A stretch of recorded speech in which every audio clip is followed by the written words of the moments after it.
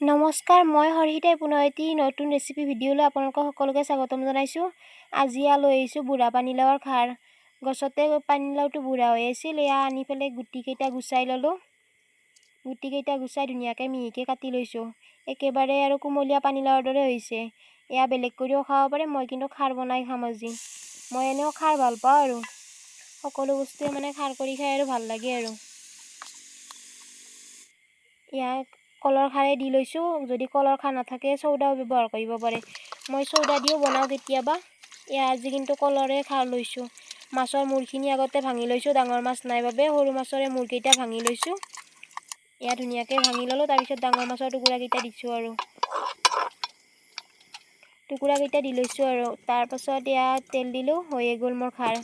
একেবাৰে সহজতে বনালোঁ আৰু কোনোবাই যদি ভিডিঅ'টো ভাল পায় আৰু বনাব পাৰে এনেদৰে। পানীলাওটো পেলাই নিদিয়ে আৰু এনেকৈ বনাব পাৰে আৰু। যাৰ গৰু নাথাকে আৰু বুঢ়া পানীলাও হ'লে পেলাই দিয়ে, কিন্তু এনেদৰে গুটিটো গুচাই বনাই চাবচোন, খাবলৈ খুবেই বেছি সোৱাদ হৈছে। বুঢ়া পানীলাও বুলি আৰু ক'বই নোৱাৰি আৰু। যদি ভিডিঅ'টো ভাল পালে আগৰ দৰে মৰম দিব বুলি আশা ৰাখিলোঁ।